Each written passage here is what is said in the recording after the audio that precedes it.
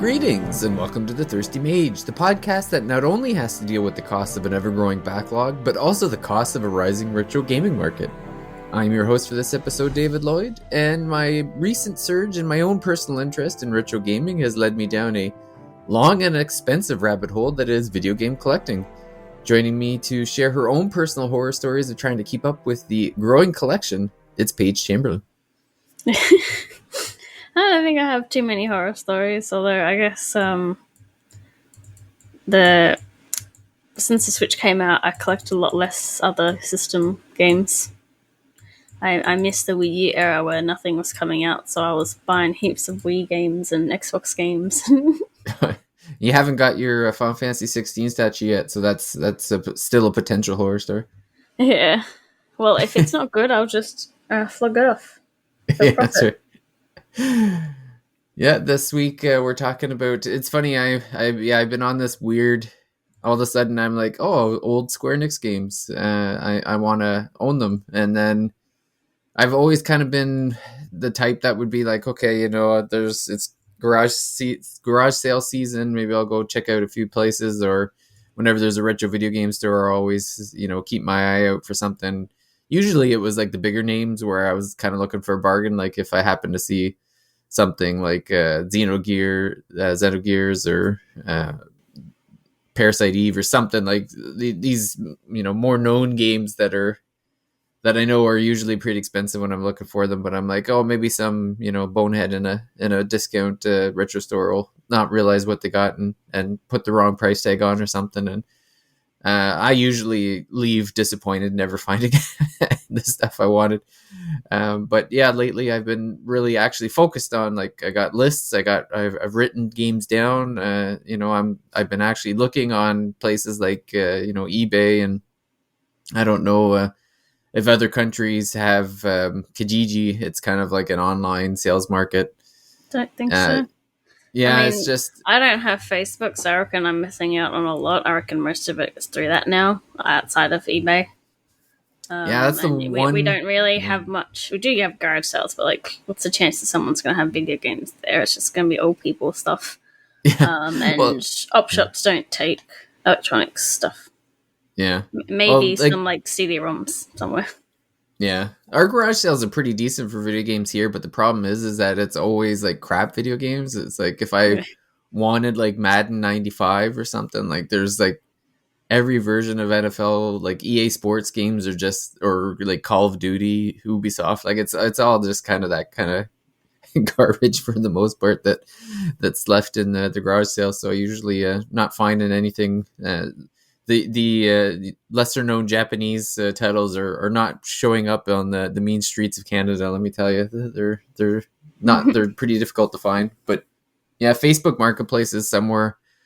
I know, like, I've heard that it's probably the best place to find it, but to go onto Facebook, it just feels like it's such a chore that I just like refuse to do it. I'm probably going to end up relenting as I've been going into this one retro game store every weekend for the past few weeks. And every time I get more and more shocked by the prices. So now I'm almost by necessity thinking about going on it. So yeah, there's only one video game store in my town, which is EB Games. So, and we have the oldest stuff we have is 3DS, so we stopped taking Wii U games and that the other year, and no more 360, obviously all that, which is really funny when people come in asking for like 360 games or something, and it's like that's like 2 generations behind. Yeah. Well, yeah, or, that's our they ask for doesn't have them. They ask for a Mario Kart on the PS3, and I'm like. We don't have PS3 games. And if you want kart racing, there's a Little Big Planet, or or the digital store's still up. Yeah. We used to have. There's like another game brand called Game Traders, so they have a mix of new and older systems like throughout the thing. Then they're usually kind of the same price as online though. But they shut down quite a few years ago now. A few times I've gone to the pawn shop in town, and there was some decently priced N64 games, but now it's mostly just the bad PS2 and PS3 games. It was actually really funny. I think I took a picture. It was so a Super Nintendo with the mouse was about $10 cheaper than the SNES Mini. Oh yeah, that's funny. Yeah. When we were, I was when I was at the retro store with my son. They have about 5 mouse pads, like Nintendo branded mouse pads for the Super Nintendo mouse, and he couldn't understand for the life of him why is there a mouse pad? Like, why do I need a plastic board for the mouse? Like, he Mm-hmm. couldn't get it. And it's funny too, because I probably should have pointed out to him that mice back then had balls in them. Yeah. They weren't lasers. Um, I I was love a little that. distracted. Failed to Don't mention. forget to hard boil your egg and put it inside your mouth. That's right. And then the weekly or the monthly or whatever cleaning of like getting the hair off the roller inside the mouse, so that the balls being is actually like being registered and stuff. Like I remember having to open that up and like scrape off all the lint and crap off the gears when things weren't working so well. But yeah, I guess the reason for the episode this week is, yeah, like I said, I know Paige, you have mentioned, video game collecting quite a bit. You got the extensive amiibo collection as well that you're Mm. working on, and with my recent Square Enix, mood. And I know we've done. It wasn't. I think it was only a few months ago that we did the episode on like physical versus digital, and yeah, like my my I don't know what the kick is on the physical stuff, but I definitely been looking at a lot of old stuff. I got and the list is both for digital and physical. Like yeah, I know I just picked up a bunch of Square NES games. I guess it's almost like, so if I put the ROM on my Steam Deck, I feel like it's okay because I own the NES cartridge. I don't know if that's like the law or not, but that it makes me feel all right when I go to bed at night. But uh, Yes, you yeah, sleep that's on kind your of pile of game guides. yeah, that's right. It's definitely trying to find new places to put all these games is funny. There was a tweet the other day by someone in the games press who had it was jokingly talking about like what kind of crazy person keeps boxes of video game stuff still around, Oh, and I just retweeted. oh, Uh, would you? report PS3 box okay to throw out Oh yeah, from I hard saw drive. that today too. And I just it was emptying the junk room, and then I had the boxes for like my keyboard and some other console things, and I checked them out. I used to, when it was like the Wii era, and they had the game with the amiibo bundle. For some reason, I thought I was gonna like collect those, so I was gonna get an extra of the amiibos, which is why I have, I think, two of one of the classic Mario amiibos. But then I was like, that's dumb, and just got rid of the boxes. I went through. I found I had a box for a game that I didn't have anymore, but I found an extra amiibo in it because I bought that Poochie and Yoshi's Woolly World on the 3DS, and it was Oh like yeah, the only way to get the Poochie amiibo. So it came with like two amiibos and a game. And that's I'm looking funny. at the box art. And I'm like, oh, I like how the box looks, but I don't even have the game anymore. And that's the same with like anime figures. A lot of people keep the boxes, especially because if you're going to resell. But it's just like I can't have the room for the figures and the boxes. I just find like somewhere else to store the extra parts because I just I can't. Yeah. And I've had arguments with my wife numerous times about the boxes in our house and whether they're needed, and I refuse to throw them out. The compromise is I have to put them out of eyesight because I actually had them on like bookshelves on display for a while. I only keep the boxes of things that are actually storing something in them, like the taiko drum, the Luigi cart, things like that. So Yeah. Well, it's funny. I bought a Super Nintendo, like a used one, just kind of it was just on its own. Like it was just picked up the system and the controller, and then like a couple weeks later, I'm picking up my kids from daycare, and out of the blue, there's a pristine Super Nintendo box from like the 90s in the daycare's recycling outside, and I'm like, what is going on? So I pulled the box out of the recycling, and I went in and I'm like, are you throwing this out? She's like, yeah, it's we were cleaning up in here and I didn't need the box. And I'm like, can I take the box? She's saying, "Why would you want the box?" And I'm like, "I want the box." It was like perfect condition. I couldn't mint condition. I couldn't believe that it was just sitting out the recycling, like only a few, like maybe a week or two after I had actually purchased the Super Nintendo. So it was funny. It was fate. I needed another box. Yeah, But I definitely a no box person. And then when it comes to cartridge games, I'm not really fussed about the box either because they don't need the same protection a disc has. that's the other kick I've been on is Yeah. so I found a website. I think I might have mentioned this on a podcast recently. I found a website with old Nintendo box designs. So it's like basically like it's a scan of the box itself that you can print out and then make into a box. So I took the scan to Staples or like Business Depot up here in Canada and had it printed on cardstock, and then I cut it out and then glued it together, and it's like a NES box now that I've been putting all my old games in. So I've created like 8 of them now. So again, adding more boxes to where I probably don't really need them, but they look pretty on the shelf.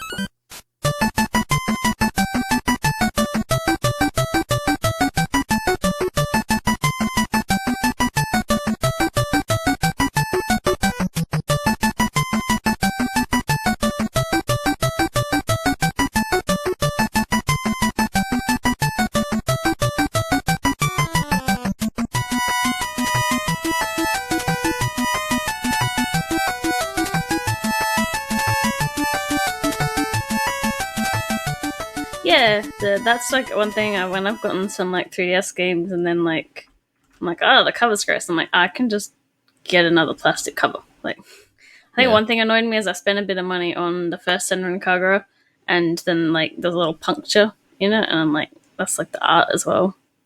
Yeah. Do you ever do I sometimes like Nintendo or other places they do like you can print your own extra covers? Do you ever use those? No, I haven't Art? yeah, I've seen like on the website you can get those, but I do flip around reversible covers sometimes, like the No More Heroes 3 one is like makes it pretend like it's another video game. I always like the Splatoon art ones, but generally, yeah, I keep the regular yeah. books around unless I really don't like the original. The only one I've changed is Near Automata had a reversible one for the Year of the Game edition, and it was pretty nice. So I flipped that one, but that's really the only one I flipped. But Yeah. it's funny so like just talking about boxes. That's the other thing about collecting is that I can't believe how much like the boxes and the instruction manuals and stuff cost. Mm. Because one of the things, so I recently just sold 3. Back in the day, I had created an instruction manual for super rare games for Faroon. So if anyone out there listening has a Faroon from Super Rare Games, look on the back of the instruction manual. It's got my big name on it. But as payment, they sent me like instead of money, they just sent me games. So I had a handful of games from them, and I ended up selling 2 on eBay and traded one into the retro store. And the game I really wanted right now, because I'll probably play it soon, is Vagrant Story. So the store had a loose Vagrant Story that they just kind of stuck in a CD box, and that was $90. Or they had a Vagrant Story with the full with like the box and the instruction manual, like the complete inbox or whatever. Like it was still used, but it had all the stuff, and it was $160. So I'm sitting there going, okay, am I really gonna pay $70 more for the box and the instruction manual? And I'm like, I know no, when no, I'm not. you go on eBay and you go lowest to high, and then you'll get like box only and stuff or manual only. I thought about So, that too, but what I ended up doing is I had uh, I had like another PlayStation game. So the Vagrant Story actually has a demo disc with a bunch of Square Enix titles on it. So it's technically a 2 disc, like one of the 2 disc ones.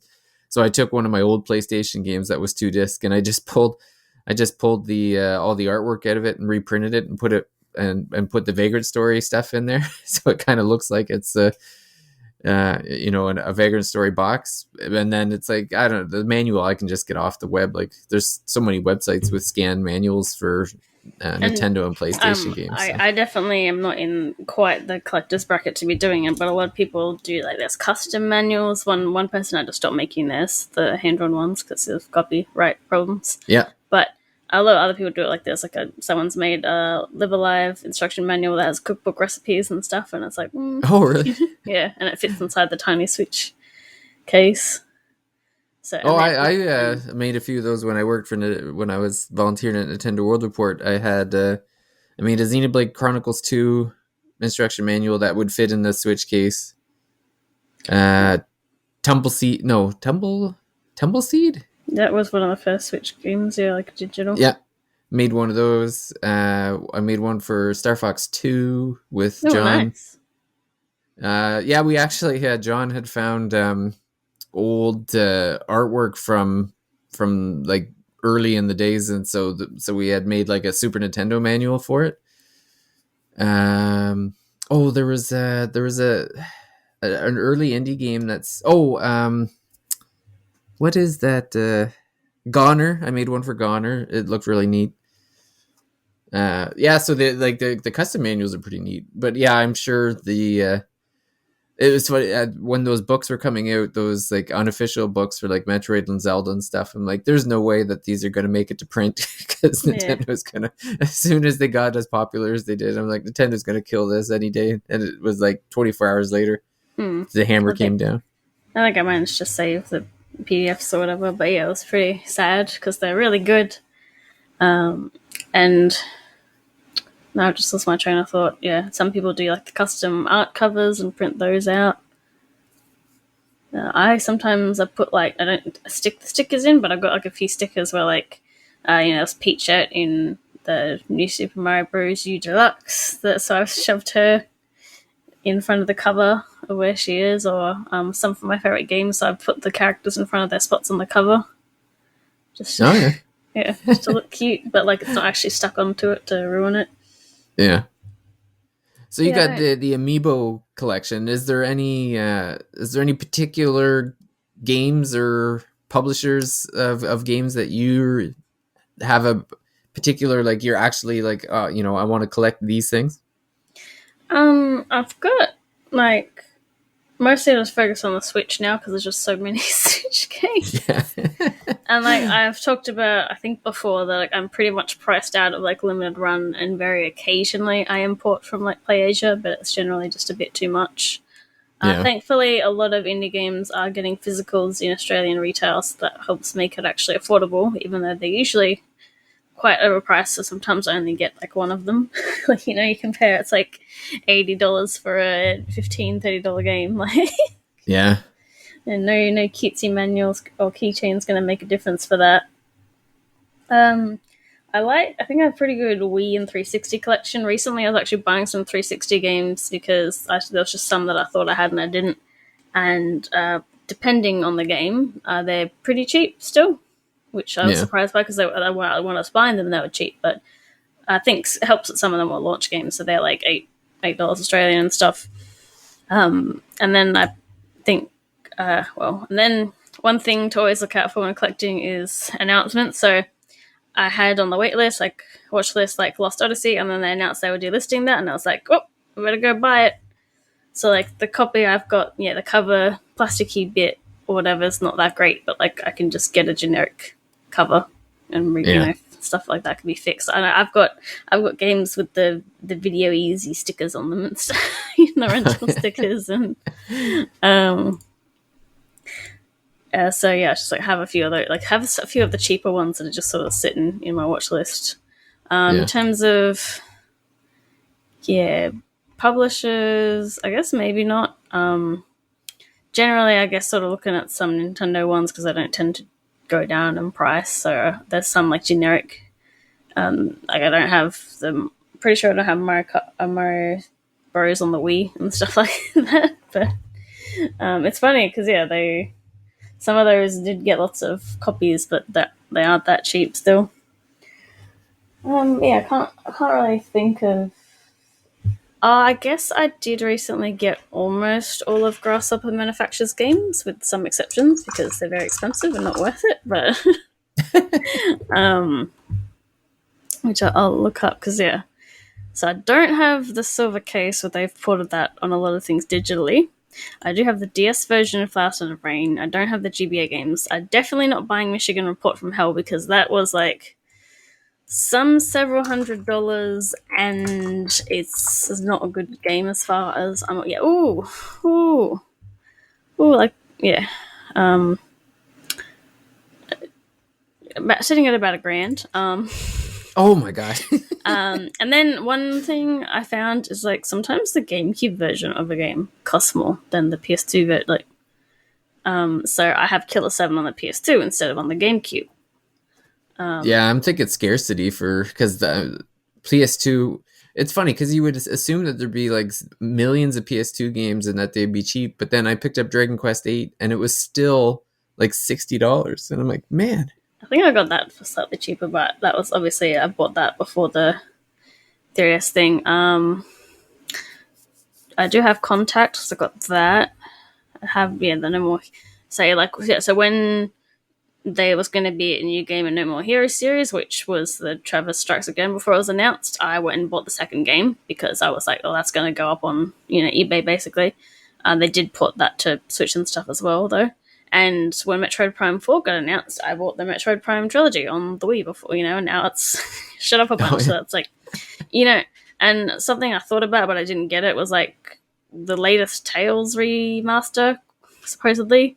I was hearing before that came out that apparently it was missing stuff missing Symphonia. stuff and not that good. So it's like, okay, maybe I should get the GameCube version. I'm like, I'm not really going to play it though. So Yeah, and yeah. I think they used like the place. I think the story behind that one is like, so there was Tales of Symphonia, but they used like the PlayStation 2 version. I think that was not as good as the GameCube version. Something around that. But I guess publisher wise or developer wise, I think the only one I've sort of gone through was Grasshopper Manufacture getting what I didn't have, and that what was in English. Like they have a Connect game digitally, and I Oh, grabbed jeez. I grabbed Cinemora even though I don't play shmups because I was like, oh, that's just cheap, and I've seen it in the shops. Like, so Yeah. that's mine. I'm gonna say I'm not on a Square Enix binge, but we kind of did pick up all the mid-budget Square Enix games from last year. They were not, well, they were on sale, I think, so they were sort of mid-price, but they still try to do full price. Well, my latest Square Enix purchase was, and this has really made me think of so many missed opportunities because, so I got Kingdom Hearts Melody and Memory, I think it's called. Oh yeah, and got it for $10 from nice. Best Buy because it was on sale. And I'm thinking like, you know what? The sweet spot for buying video games seems to be like the 1 year after it comes out, and like the big box chains need to clear the inventory. So they just put it out for dirt cheap. And I remember seeing like these games a lot, like the past few years. Like I think I picked up like Final Fantasy 15 or something for like $10, like the complete version. So that I didn't have to pay for like the DLC separately and stuff. Yeah. And I'm just thinking like, man, I wish like how many years, I'm not young, so I've been around for all these game launches, and all these years I could have been buying these dirt cheap games. And I've been asleep for too long, Whereas the Switch can be kind of like, nah, it's not going down, or it's going to be more because the print's super low, with some exceptions, but. Well, if Switch 2 still plays cartridges, then those games aren't going down in price, that's for sure. And like niche games in Australia can kind of get like, if you don't pre-order it, you're not getting it. Like it's not coming to the store, basically. Like I tried to pick up the Tellurizer on the day of the Switch, and like we don't have on the Switch, it's on the PlayStation, so now I'm playing that series on PlayStation. Yeah. But then like the PS4 versions of some of those, like Shin Megami Tensei and Neo Tui, they got dropped down in price a bit after launch, and you're like, oh, because I was just expecting it to sell out and then we wouldn't get any more, but they were kind of just sitting on the shelf because nobody was interested, I guess. Which so is funny when. Sorry. I was gonna say, is there any particular purchase that makes you sick to your stomach? I've overpaid for a collector's edition, and it's kind of a generic collector's edition. So like Grand Kingdom for the PS4, which I barely played because I got it through like an Italian seller. So it was close to the amount that the Final Fantasy 16 collector's edition is. So that was Oh, really? and then a couple of years later, I found that the Vita collector's edition was for sale for $100. So, big regret. Also, it comes in like 2 boxes, and I haven't even played the game because of that. It's like, yeah, having two box parts for a collector's edition is kind of stupid. I think, yeah, there's sometimes I bought something from Luna Run and then I just sell it because I'm like, no, I don't care about Night Trap. Or I think I got East Origin for the Vita and then I was like, I'm not going to play this, and then sold it. I probably have more selling regrets, really, but a lot of the times it's like, oh, I didn't really understand this game or whatever. Like, it's more expensive to get back, but I'm not sure I'd actually enjoy it.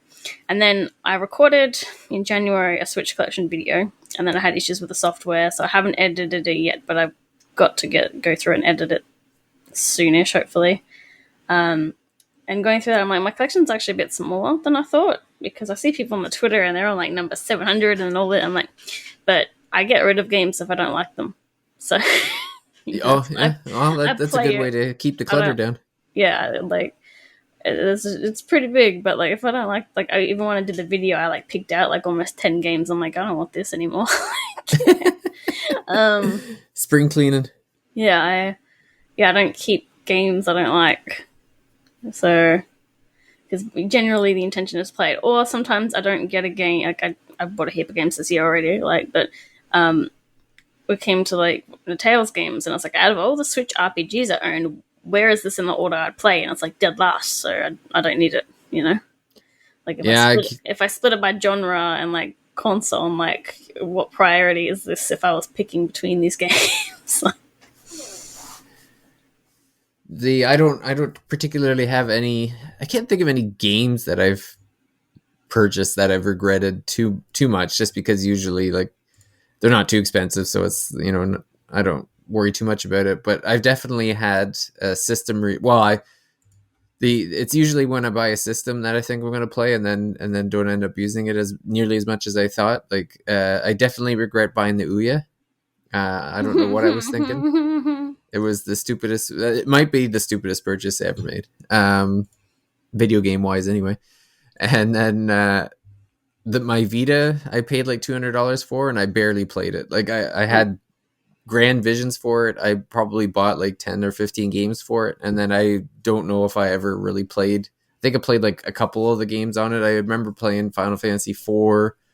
I played through that. I started Persona 4 Golden, but I just like couldn't handle the small screen. It was just too small. I think I played Chrono Trigger on it, and then I ended up buying like Suikoden 1 and 2 on it. Never played them, and now it's like it's just rusting in the box. I went on the Vita store and saw how much you can get Suikoden 1 and 2 for, and I'm like, oh, these remasters better be pretty good, man. It's a pretty big price difference. Yeah. Although they've made it such a pain to buy stuff, because you know on the PS3 and they'll be like, you need an app password now. You can't put money onto it through the system, so you've got to put money on your PlayStation 4 or whatever. Like the browser adding money doesn't work. It's like that just happened to me on the 3DS. I was trying to buy. Well, yeah, but the eShop's closing, so now you can't put eShop cards directly. So you've got to link your Switch account, and then you can put certain amounts of money onto your Switch account, and that'll still be in your 3DS wallet, and that's how you can buy games until the. Yeah, well, that's what ended up happening. A couple weeks. Yeah, that's not long. My daughter just finished Ace Attorney Apollo Justice, and I'm like, okay, like it's gonna tomorrow. I'm sure, like she just finished it today, so I'm thinking like by tomorrow she's gonna be like, what's the next Ace Attorney game? So I kind of beat her to the punch and went to the 3DS because they have the digital versions of Dual Destiny, which is the next in line after Apollo Justice. You should get her the more recently localized one. That's on the other systems. Oh, for which one? They did the one that was like stuck in Japan for ages the other year. Oh yeah, that's on. Yeah, that's the one I got. Dual Destinies. It's on 3DS. Like it's localized on No, 3DS. no, the Great Ace Attorney Chronicles got ported to Oh, Switch and stuff I because I bought it for her. She didn't like it. oh okay Yeah, I don't know why. Like maybe because it doesn't have Phoenix Wright or something. But it's funny. So she first got into Ace Attorney through the trilogy on Switch. So we yeah played through the trilogy together. And then she was like, "Okay, I want to keep playing. Is there any other ones?" And I'm like, "Well, the only other Switch game is the Great Ace Attorney Chronicles." And so I bought that, and she started playing it. She's like, "I don't like this," and so she kind of gave up on it. And then I ended up getting Apollo Justice on my iPad, yeah and she just like tore through that. Like she just loved it. And now so that she finished the final chapter today, and then I was looking up, in the game wise, like in the timeline of the game,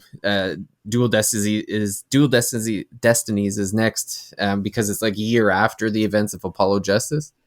So that was $29.99 Canadian on the 3DS, but I couldn't. Yeah, like I logged into the eShop on the 3DS and then found out that no, you have to buy an eShop card, and I'm like, well, I'm not buying an eShop card. So I went online, and well you could just log in online because my 3DS was already connected to the Switch account. So I just bought the game online, and it just sent it to the 3DS, and so now I have till March 27th to buy the next one, which its name escapes me, but it's something to do with the Kurai or Kuran region. It's like it's this kind of like weird weird one where it's like they can see the memories of the dead people before they die or something, and I don't know it's a weird looking game, but yeah 3DS wise I didn't buy too much other than like say Atlas had some games cheap like that's why like I'm like yeah Stellar Glow's like 100 something bucks physical but it's like $14 here so I'll get it that way yeah. I think I bought some DLC wise but generally I'm like I'll be alright other than I'm like looking for updates and stuff while that's still available like easier to get to anyway. Well, apparently Atlas was supposed to have a sale on now for 3DS No, games and like then canceled it or something. yeah. And that's how like people have been checking the 3DS every week to be like, what's on sale now, like something other than the generic games is on sale sometimes. Yeah. And that's the thing. It's like, why haven't more people done like a fire sale? Get that last few dollars, or you can really don't know. So, is there what would you consider the thing the most priceless thing, the thing that would be like you'd have to pry from your cold dead hands? I got a few things that are just quite expensive or whatever, like certain amiibos that I'm not. I keep most of them out of the box, but Box Boy is staying in the box for one thing, I'd say probably like the Fire Emblem Fates Collector's Edition because that is a special cartridge that has all 3 games on the cartridge. So that cartridge alone is worth a fair bit of money. So, and they actually, depending on the region, I think you can't get some of the Fates like Fire Emblem DLC anymore. They shut it. They took it off a month early, basically. Oh, yeah, something. I saw something about that the other day. And probably the best gift I got is a complete inbox copy of Conker's Bad Fur Day. Oh yeah, One of my birthdays. So that's like one of my only like boxed down 64 games, and it's even in like a plastic nice thing to keep the cardboard nice. Because that's like one thing that always in the collector's editions is the cardboard. So they rip and bend and stuff. Like my Fire Emblem edition got moved when I wasn't home, and I'm like, oh great, now it's wrecked. And I was trying to film my collector's editions.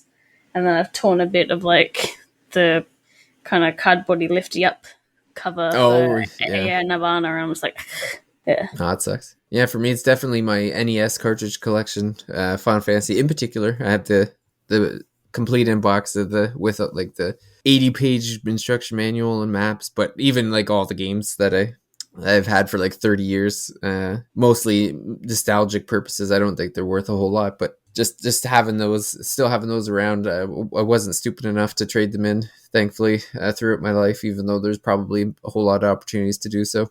And I think that's, it's mostly for that. Like, definitely got a bunch of games, but I don't think too many is worth. I don't really do the collector's editions more. Maybe it'll change with. I did get the Steelbook edition of the Final Fantasy 16. That's the one, like the one thing. Like, I don't typically get the collector's editions, but I try to buy the games that have Steelbooks in them if possible. Yeah. Like, I have a couple Legend of Heroes, like Trails of Cold Steel 1 and 2 came with Steelbook, so I got those. I bought a Persona 5 Steelbook. Final Fantasy, I got the Final Fantasy 16. I think I've said I prefer steelbooks where it's like that's the only one. I don't have an extra steelbook just sitting to the side Yeah. somewhere. Yeah, I don't understand the ones where it's like, here's your cartridge in its case and here's a steelbook on the side, and it's like, well, I don't need the plastic case then. Thing. So I don't have Bloodstained on the Switch anymore because its Switch version's terrible. But I've got a steelbook with it, and the steelbook is literally like PS4 steelbook, but with a little plastic thing that sits there to put a Switch cartridge in. Like a little insert. And it doesn't even like connect to anything, so it's just a little loose in there. Oh man, that's awful. That's really funny though. But yeah, that seems like one of those things where they goofed, but they didn't want to pay the extra money to fix it. It's like, well, this is good enough. Yeah, I've had another thing recently, like when looking at games, like, well, I've still got a bit of an income at the moment, a few more pays left. And I was like, I'll look at one game, and I don't get it immediately, and the next day it's gone in the next available version. It's like $50 more, and I'm like, oh. Because I'm like, I have most of the Prime games, and Prime Pinball with the Rumble Pack. I'm like, okay, about $100, that's a bit much, and then it's gone, and now it's $165 at the cheapest. I'm like, like, I don't want a pinball game that bad. And that's like a lot of games where I didn't buy Uni Rally when it was like $12, and now it's like 30-something bucks. Or I want the South Park game, but on the N64, which isn't that good, but it's $45, and I'm like, it's not worth that much money though. It's not a good game. I don't. It is not this much money value to me. I say after buying a $70 digital game today. So. Oh, that's the other thing that made me think of talking about collector stuff for the episode is. You had asked, I think you asked this morning, how much is too much for the Game Boy version of Dragon Quest 1 and 2? And so now I'm curious, how much was too much? Well, based on the rough currency calculations, and PayPal usually charges more than what eBay says, it's about 110, including the shipping being like nearly $30. Holy moly. The shipping from America is just... Yeah, that's... That might be too much. Well, apparently it's the better version of the game. Although I've noticed it does do the thing. I don't know if any versions don't have the thing that annoys me, because the sprites of all the people constantly move, even if they're just standing in the spot. And I hate it. I don't know if I don't know if the first Dragon Warrior does that on NES. Well, like he definitely moves. He definitely moves when I'm moving, but. The Switch mobile version, which is a bit garish looking as well. Oh, that is garbage. That is hot garbage. It does that. Which is like when I saw the HD 2D for Dragon Quest 3, and I saw that the characters were just staying still. I'm like, oh, it annoys me so bad. Like, just stay still. You're not moving. Stop it. Yeah. I'm not going to mistake you for a chair. It's fine. Yeah. No, Jordan and I debated a little bit about the best version to play for the original, like Dragon Quest, Dragon Warrior. I'm personally on the NES side just because I like the look of it. But it sounds like they did some quality of life stuff on the Game Boy version. So plus it comes with 2, and I've been looking at the prices of an NES cartridge of 2 and getting sick to my stomach because it's like. The lowest price I've seen is $100, and that's just for like a loose cartridge. See, and for $100, I can get one end. Yeah, and I can play it on the Super Game Boy. So yeah, that's true too. I'm still on the Dragon Warrior. I'm at the point where I'm level 19. I've got all of the best equipment. I can get to the Dragon Lord, but then he just like whoops me. So I'm in this like. Every day I'll play like for 45 minutes of just like level up, just to try to. So the first time I went to the Dragon Lord, I was only level 17, and then I'm like, okay, I guess every day I'll try to like get one level up higher and go back, and it's day 3 and I've been thumped again. So There's a Persona 5 Royal collection of pet tags and collars. oh really? It just got announced from Atlas West. Oh yeah, okay, yeah, I saw and, that. and everyone's like, where's the no Koromaru stuff? Yes, missed opportunity. I don't know if they sell overseas though. So just the weird things. Do you put up posters? Sorry? Do you put up posters if they came with a game, like a pre-order one or a collector's edition? I don't. I don't think I'd be married anymore if I tried to. I think that's a deal breaker in this household. I can't see there being any. Like, I'd have to build a tree fort outside and put them up there. I don't think they'd I be allowed have in the an house. issue with them constantly falling off and scaring the crap out of me Oh because yeah. it's warm and it makes the glue tack go. Whoop. I need some nice frames for some of these because, like, I pre-ordered Samus Returns at JB Hi-Fi instead of EB Games because they had a 3 poster set that's like big, Oh. huge posters, and it's and I had some nice Christmas posters from EB Games, but they got all crumpled up because they're stored in the junk room and something fell on top of them. So I'm very sad. It's the ones I like that. I've Yeah. it seems like the quality of the poster can vary wildly Yeah. depending on the publisher. Yeah, that's definitely one thing. But yeah, some like collector's editions now, like I don't collect too many because I just don't have the room. So it's usually got to have something good in it to get my attention. Mm-hmm. But probably getting the Breath of the Wild one, even though that's overpriced for sure. The one thing I did do though is so for my birthday I got a painting, an Amano painting of the Final Fantasy VIII of Renoa and Squall, like the logo. Yeah. It's just the logo, like it doesn't say Final Fantasy. It's just a picture of the two of them. Are you gonna get the Amano Cuphead? No, I've seen it, but not getting that one. But I have the Final Fantasy VIII one up on the wall on canvas in my office at work, and I don't think anybody knows what it is, which is hilarious to me. There was someone on Etsy who was selling like just the track bits of like some Mario Kart tracks, and I was like, oh, it was like the big blue one or whatever. I'm like, that literally just looks like abstract art. I'll get it whenever I like, have my own place or whatever. And then I did, and they don't sell it anymore. And I'm like, oh. Yeah.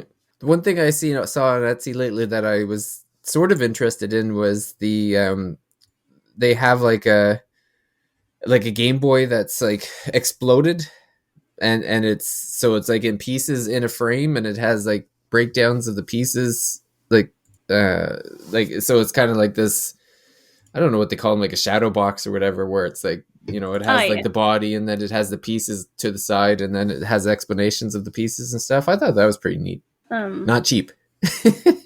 One thing about Switch collecting is some games have multiple games in the cart. It's like you pop it in and then it's like 1, 2, 3 in order is there. So you open it as different software rather than going into like one menu to get to the however many different games. It's like, I know they do that with like the trilogies of Atelier. I think Risk of Rain had it. Yeah, a few games do that, which is pretty cool. Yeah, the other thing I was thinking of too is I don't remember if Square Enix did a physical version of the collection of Mana, because I was looking at like the Game Boy games and the prices of those, and again, like loose cartridges seemed to go for like $50, and I was like, the games were fun, but at the same time, I was like, I don't really have if I was gonna play a Game Boy game, like I have a Game Boy Color, but it's pretty old. And you have to use, like AA, or I guess they're AAAs at that point, but you have to use batteries to play it or whatever. So the only other way I would be able to play like a Game Boy cartridge is with whatever the Super Game Boy was called for the N64 that came with Pokemon Stadium. Just the transfer pack, because you could transfer Pokemon from your games to. So I'm pretty sure you could play Game Boy games with that. At least the Pokemon ones. I don't know about other ones. Although Yeah. I was talking about it because I got Pokemon Yellow for Valentine's, and I was like, should I play it on my Super Game Boy, my GBA, or on the N64? Because I got the transfer pack because I only learnt about that recently, and they were like, the N64 is laggy for that, and like that. Don't do that. Oh, okay. Like the other options are Yeah. fine, but not this. Yeah. The other concern I have is if I start buying Game Boy games, I don't want to feel compelled to pick up like a analog pocket. I just have a GBA SP. Oh yeah, yeah. That's I was looking for one again. Pricing kind of priced me out of it because I think it was like $200 here, and I'm like, oh, that seems like a lot for a GBA. That's probably how much I spent on mine. I got the Famicom color one. Um, there's always like a lot of fun different colorways for that. I was Yeah. trying to The remember SP what is the one happened. with the backlight too, right? Yes, backlight and you flip it. Yeah, Same shell. Yeah, there's like yeah. I was can't looking for a afford to get silver it, one. but like there's like a Pikachu one that's pretty cute. Yeah. Do you have much in the way of like backup consoles? No, No. if one of my consoles, the only backup console I have is an NES because my wife had one when she was a kid. So we have two NES in the house, but everything else is. Oh no, I have two PlayStation 2s because I had the fat version when it first came out, and then I don't know why I have a slim version. I think my brother might have bought it when I left the house or something because I took the video games with me when I went to university. So I think he picked up the slim version after I left, and I ended up taking it a few like years later. I have two Game Cubes because I got like one from like my dad gave me his collection of game stuff. So only one of them is reading discs at the moment though, which is very annoying because the one that I screwed the Game Boy player to is the and Oh got no. the matching color for is the one that's not reading discs. Also two N64s because of that reason. Technically, we have two PS4s because I bought my husband's off of him, so he got upgrade to the Pro. We really don't touch that because we just use the PS5. Yeah. For games. Yeah, I haven't turned my PS4 on It's since I bought a it's PS5. faster, but I'm still like, I'll keep it because console for the kid eventually. Yeah. Anything breaks. And backup wise, I have one 3DS as backup. Okay. I bought because the new 2DS XL for the Pikachu was like still available in a shop, and it was like $200, and I'm like, yep, I'll get that. I'll get one backup console. So that's sitting in its box. Technically, I've got an old 3DS sitting here, so I'm like, there we go. That's the kids' kids' first 3DS. Yeah. Well, that's what my daughter's kind of taken over the 3DS. So I wish I had bought a 2DS XL when they first were around, but now they just like they're hard to find and people want more, probably like twice as much as they were selling them back then. Yeah, and one interesting thing that's expensive with the new 3DS original one, the cover plates are very expensive. Oh, really? Yeah, like they're. I've got I think Monster Hunter 1 Poogie plates are the ones I've got on, and a Hello Kitty one, but like you look those up and they're so expensive, and it's literally just plastic slabs to put on your 3DS. I'm like, gosh, I would have bought some more of these, or I didn't import some things because I'm like, oh god, that is so expensive. Like I'm not paying that much for a faceplate, and now it's like 4 times the price, which is basically what happened with the original Monster Hunter amiibo. It's like I'm not paying $50 for an amiibo, and now they're $200, and I'm like, oh no, I should have. Oh yeah, Yeah. these are selling for like $100 easy, depending on the pattern. I don't even want to know what the prices of the Switch stuff will be when eventually the next generation comes out and they start grandfathering this stuff away, because I feel like it's gonna be insane. Like just looking at the 3DS, because the 3DS stuff was easy enough to find. Like it wasn't like it was scarce at the time. Mm. And now that it's like on its way out, it's just going nuts. And I'm sure part of it is like this collector's mentality that seems to have started or gotten worse since like the beginning, when in the pandemic. Like that's when I've noticed Well, that's when everything kind of going card crazy. games went like, which is funny because you couldn't play them, but like that's when trading cards went crazy. Yeah. It's like everybody just wanted all the stuff at their house and just drove up the prices, and it just hasn't stopped. Yeah. I'm sure we're also to blame for we're the market, you know. Yeah, well, that's the thing is I'm contributing to the problem, so I don't know what you know, I can't complain too much. You need to make videos saying why these games are bad and not worth your time, and then Yeah, gotta convince everyone else to stop buying so I yeah. can go, yeah, sneak in. Um, and you wrote what drives you to collect physical games. So what's the answer for that? Ah, I wish I knew because if I could turn off that drive to pick up these Square games, it would probably be, but in my financial um, benefit to just put a sock in it. And um I don't know, I guess that some of it is just the playing Dragon Warrior. It's just one of those, like, I'm getting older, and the digital stuff, when the hardware for the digital stuff gets old enough, like, I don't really want to use it anymore. Like, it becomes to the point where it's just like it gets put away and forgotten. So it's like, at some point I'm not going to be pulling out, like, I've got my PlayStations hooked up, but I haven't turned on my PlayStation 3 or PlayStation 2 in years. So I'm not really using them. But I don't know, it's just like at some point maybe the games aren't gonna, you would think, these publishers have remade games 3 or 4 times. Like, at some point they're gonna be like, okay, they're too old now. Like, so no. Hey, we've got like it's not even old enough, and they're remaking it. With yeah. Last of Us. Well, that's right, Last of Us. Yeah. So yeah, I don't know. It's just I think I never really was too concerned with it up until recently with, like, the Square thing. I think it's just like when I came to the realization, it's like, you know what, like, I really have, Square and I kind of have this with Neon Falcom too. It's like, everything they make just seems to click with me. So it's like, you know what, I kind of want to go through the history of it and play these old games. And with a lot of the games, I guess some of the games too aren't even available, in a modern sense. Like, when you look at these obscure ones, like on the NES, you got like 3D Runner, World Runner. Like, you can't get that anywhere now, so you kind of have to buy the NES cart unless you're going the not so legal route.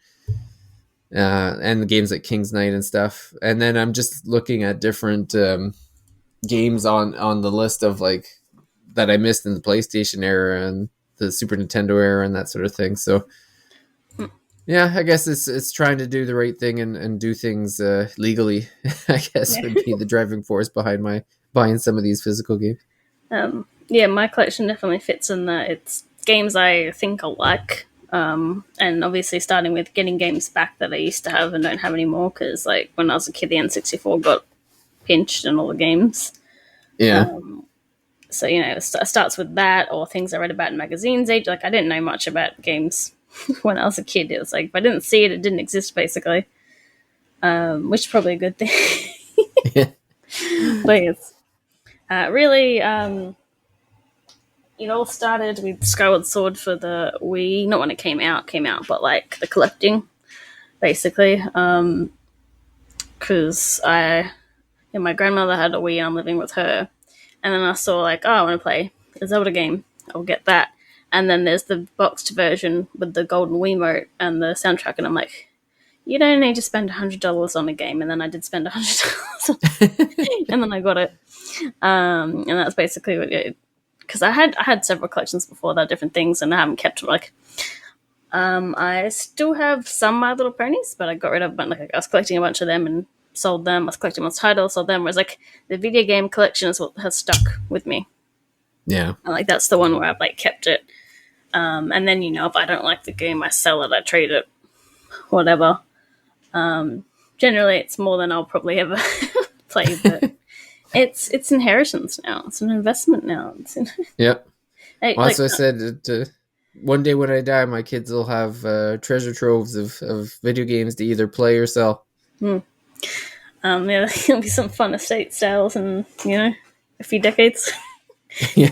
It'll go from, like, the people that are 20 years younger buying them all up, and then they die, and then their collection goes to someone 20 years younger. And like, I also think for me is, like, yeah, probably when I started getting back into games, because when I was in the last year of high school and a bit after, toward a few months into that year after, I had a pretty severe wrist injury and I couldn't do like anything. So when I could start playing video games again, I actually got more into them aside from the few casual ones I played. So that's also part of the thing where I was just like, I can do this now. I can do this again. So I really Yeah. got into it.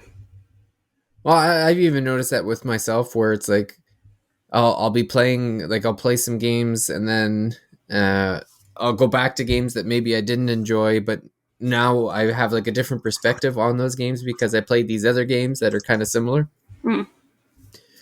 So that again, that's another reason I've kind of been going back to the old Square library, because it's like, you play some games that are based on like Saga or something like that, and you're like, all of a sudden you have a newer appreciation for maybe like stuff that you didn't quite click with before, or you struggled with back then, and it's like, well, you know what, I figured out how to play these types of games now. Or maybe I'm just getting older and have more patience for some stuff. It just, things change. So Yeah. it's like, it's fun to go back and retry things that maybe I thought were crap, and then reassess my assessment of them. The only problem is if you sell a collector's edition and then you get the game back and you're like, well, I hope I don't like it that much that I feel bad about not having the collector's edition I can't buy anymore. Yeah, exactly. And then it's always, I'm going to double check it, but I'm going to scroll up. I remember once someone DM'd me on Instagram. I was like, do you still have this game? And I was like, why? And then I look it up, and like the collector's edition for the Wii U was like $200, and it still is, even more, like, even though it got a release on other systems, which is the Project Zero or Fatal Frame game. Oh yeah. And that, like, so it's interesting because sometimes the game doesn't actually go down in price even with a re-release. But it was just funny to get this random DM of someone asking if I had a game, and I was like, what? And then yeah. Yeah. That's funny. But yeah, I've recently been getting a few more games of, like, try not to spend too much, but they add up. Even if it is like $30, you get 3 of those, that's nearly 100. Yeah.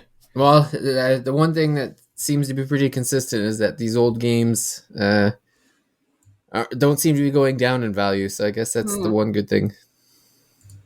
Yeah. If you ever have to get your money back, it seems like it'd be easy enough to do it. One time I sold a bunch of games because I had a dentist appointment, and then a couple weeks later I got approved to finally get into the free dentist. Oh yeah. I wasn't very happy about that. But yeah, it's sometimes you do have to sell things, or like you did, you sold some things so you could get games you wanted instead. And like EB Games does like a trade thing where it's like you can get a new game for like a fair bit cheaper than full price if you trade in 2 newish games, Yeah. So they increase the value you get for it, basically, because their profit is off of used games mostly. So yeah, well, that's it. I've got a complete inbox version of Legend of Zelda that I would happily trade to somebody for Dragon Quest like 2, 3, or 4. It's like, I'll trade funny. The game I don't really care about for the game I want. That'd be nice. One of the silly things I have is there's a plastic canteen that is shaped like the Legend of Zelda cartridge, and it's even in like a box that looks like the NES box. And that's actually one console I did buy a Famicom, actually, because the Power Region just didn't get a lot of the NES games, so it was kind of like either get American NES or Japanese Famicom. Except I wanted the pretty one, so I can't actually use it because it's coaxial and not like AV. Oh yeah. So either I mod it or swap it for a modded one or something. Yeah. But yeah, that's the only one where I've got some games I can't actually play, but the rest of it I can. It was actually really funny. It's actually a lot easier to buy games on the 360 still than the PS3. And sometimes PS3 and 3DS a big rigmarole of trying to put money onto it. And it's like, no, you can't do it this way, and then the other way's not working. Whereas I went on my 360 and my PayPal account was linked and I could just do it like that. And I'm like, oh. like I had to screw around with an app password because those slightly older consoles have had obviously security issues. So now you Yeah. need like a console specific password. But after that, it was like, oh, that was easy. Also, a lot faster than the PS3. So, like turning on the store or downloading games, like, oh, so much better.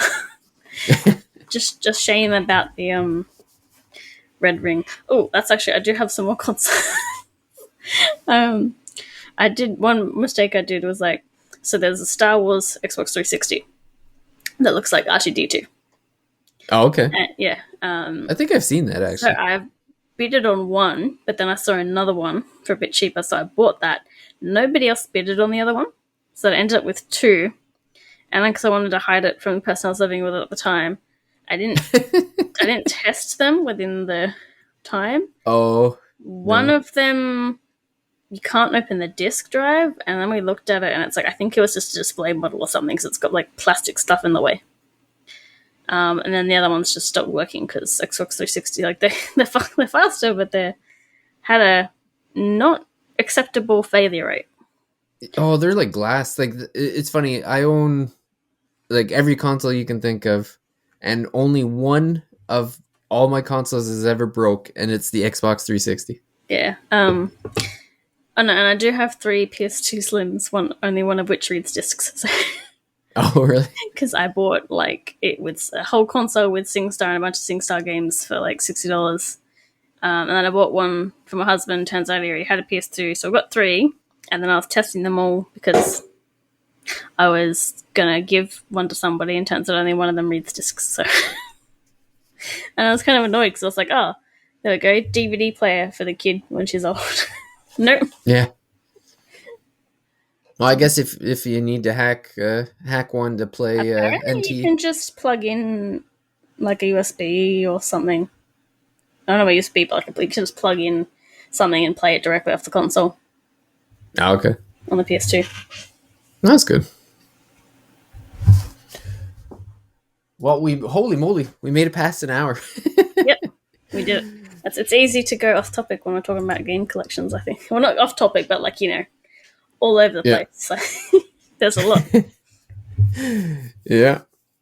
So what I know you had told me earlier that I don't think you have any reviews in the hopper coming up No. anytime soon. Um, What is it that you're playing for fun these days? Let's see. I finished a couple weeks ago. I finished Pokemon Violet and I finished Fire Emblem Engage. So I'm playing Kirby and EDF5, both like co-op, so only like a bit a day. And I started, that limited time digital release of the first Fire Emblem.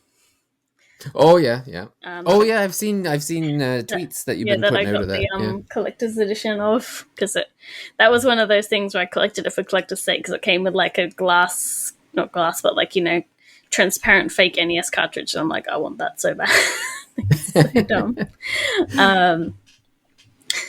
So I started playing that. Only thing I found annoying so far is that you can't access. You got to go to a physical convoy to access the convoy, and so when you buy stuff from the shops, you can only fit what's in your inventory. So I'm like literally like, you don't end the map until you step in the castle. So I'm literally spending turns after I've beaten everybody doing my shopping.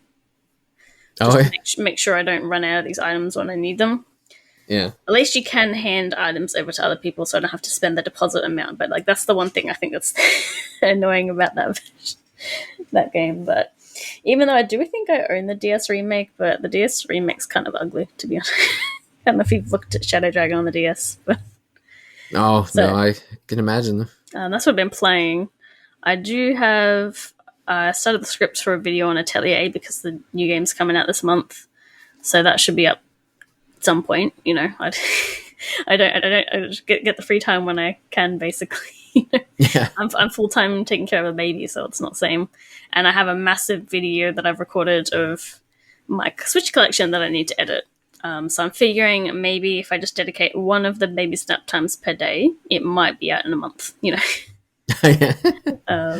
Because it's a very long video, and then I've got to like cut out stuff and then put some of the things that I missed in the right order. So Yeah.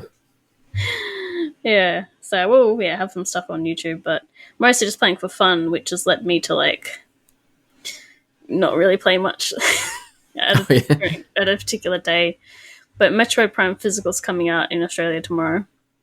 Oh okay. So yeah, be playing that, and then maybe I'll go back to starting Ishin before Ryza 3 comes out. Yeah, I've been seeing some funny screens of Ishin, so Yeah. yeah, it's definitely it looks pretty neat. I'm still trying to finish up. So I'm at the final boss of Dragon Warrior, and then I am also trying to just finish up Persona 3. I'm near the end. I think I made it to the 12th demon, and I ended up. They ended up doing this move where it, I don't know if it's like a physical attack, but it hits everybody. Hmm. So like the boss would hit everyone for like half their damage, and I'm like, okay, well I have like Metarama, so I just kept using that, and they ended up doing this. Like I don't know if there's some trick to it, but I ended up being hit 6 times in a row by this attack that hurts everyone. Mm-hmm. So like I just ran out of turns before they all died. So I'm like, okay, well I don't know if I did something wrong or if I was supposed to. Like at first I thought, okay, I'm supposed to die because there's no way that this boss gets to use this move this many times. It's ridiculous. But no, it was game over. So I'm like, okay, I'll go do a little bit of grinding before I go back to the boss next time. And so I'm kind of been in grind mode with both Persona 3 and Dragon Warrior, trying to get past the last bosses. So. And then, I guess the other thing I'm playing is the Octopath 2, which has been pretty fun.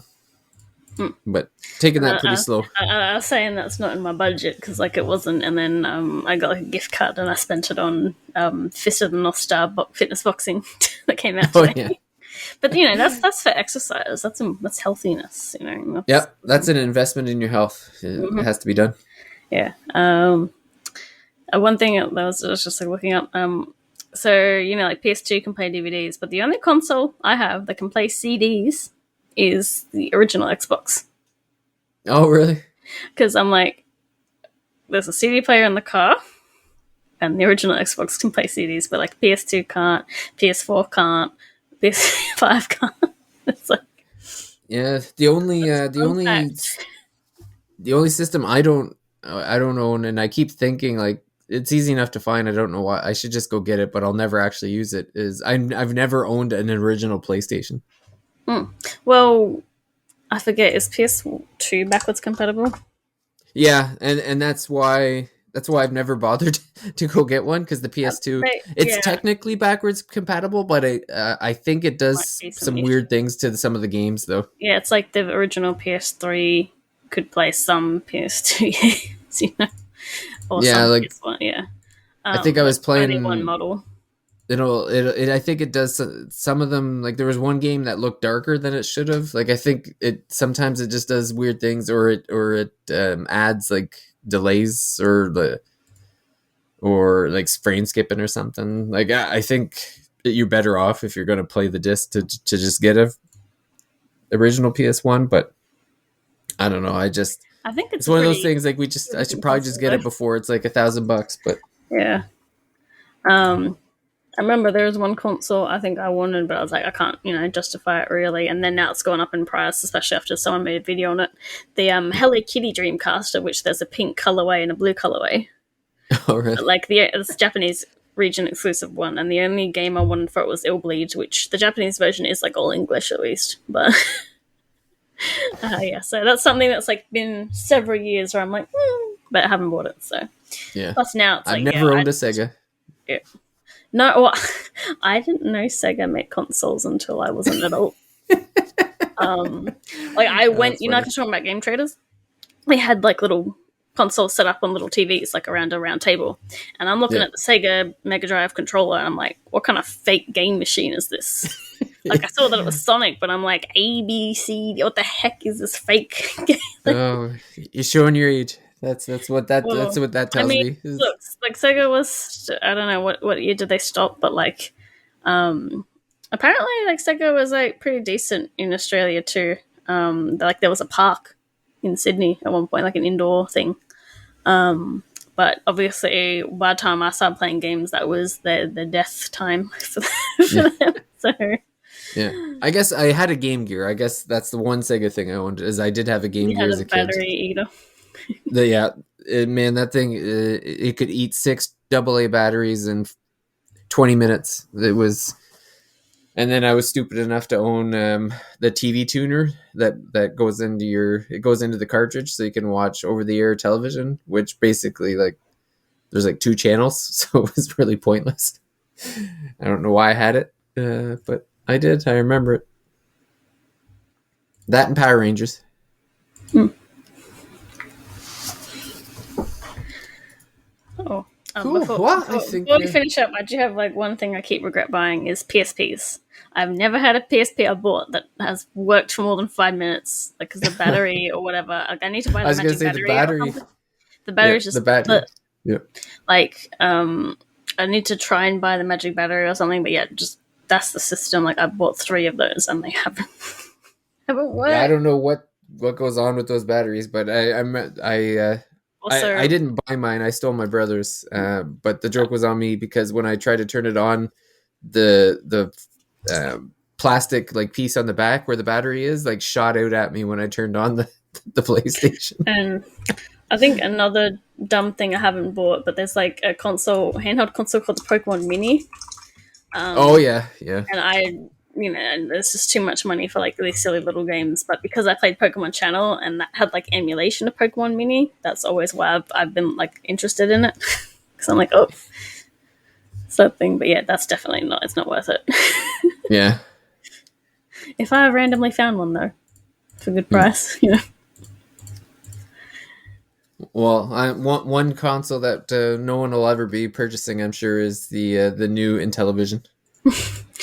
Yeah, that's like what's it like? All these like new Ataris, new televisions, new and all this basically scammy stuff. Really, here's a Raspberry Pi and a little box. You go. Yeah, it'll be the Intellivision with your My Pillow. That's about the where that whole venture is going. I think. Um, although one hint I have for game collecting is sometimes those jewel packs, like some random games together. Like I got Viva Pinata bundled with Forza 4. Was it 4 or Oh, really? no, Forza 2? Obviously, 4 is much older. Um, Yeah. you know, there's I got all the Zelda discs on the GameCube now. Like there was one disc that's like Ocarina of Time, Majora's Mask, Zelda 1 and 2, I think. Mm-hmm. And that came in different things depending on the region too. It came like as a bonus disc with this or with when you buy the console or something as a do not resell thing. But in the European region, which is the same as GameCube, it came bundled with Mario Kart Double Dash, and I didn't have Double Dash. So for like my birthday the other year, I got the bundle with the two of them together, and that saved about $10 cheaper than buying the two things separately.